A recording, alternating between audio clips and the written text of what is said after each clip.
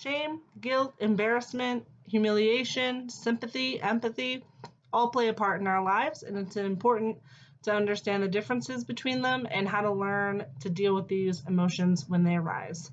Brene Brown shares her inspirational take on these feelings in section 4 of her book, Dare to Lead Sympathy and Empathy, and provides some tips to practice empathy. Empathy is feeling with somebody, sympathy is feeling for somebody. It is important to understand the difference and know the tools that will help you build those strong relationships and connections with people. Sometimes people will tell you something vulnerable about themselves and they don't expect you to be a problem solver or a knight in shining armor. They just want you to understand the way that they're feeling and be there with them. The hardest part, in my opinion, about practicing empathy is knowing if I'm doing it right and doing the person justice. I know what it looks like, I know what it should look like, but it's difficult to actively express. And unfortunately, empathy looks different for everybody. So it's hard. You don't really have like a list of what empathy should look like to everyone. So having a good connection with them and understanding what empathy looks like to them is important. Brene shares some questions that you can ask yourself to gauge your own experience with being empathetic and see if you're on the right track.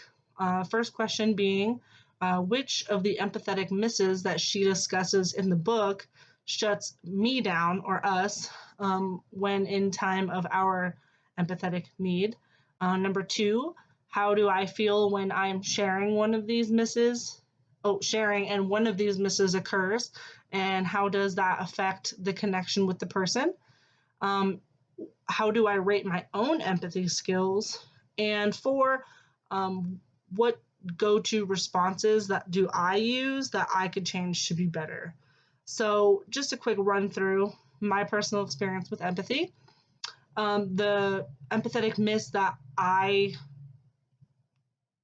get shut down by the most is when I think she calls it number 6, and it's if you think that's bad.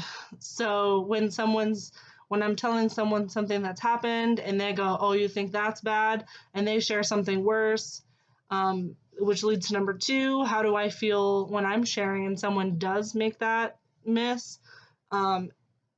I feel like I just want to stop talking and walk away from them before I say something or ask them when I got invited to their pity party, or let them know that it's not a race. So those are some of the things that I feel when that miss occurs in my life. How do I rate my own empathetic skills? I think I'm good at empathy. I hope I am. I practice it all the time in my personal and professional life. I hope I have some of these examples that she provides in the book. I know that I wouldn't do because I actively try not to in conversations like that are vulnerable. And number 4, what go-to response can I change? One of the responses that I typically have is I immediately go to, oh man, that person's such a jerk. They're worse at their job than we are. They've made so many mistakes. Who are they to tell us anything? And so that is one of my downfalls in empathy. And now that I've recognized it, I can actively try and change it and work on not doing that in the future and just expressing my understanding of the person's feelings. And yeah. And then, so I think it's important to work on empathy skills and practice having better empathy, not only for personal, to be more supportive in our personal lives to family and friends, but at work too, so we can help build our team up and have better working relationships at work with better connections to everyone. So thank you so much for listening. I hope you have a wonderful, great rest of your afternoon. Thank you. Bye.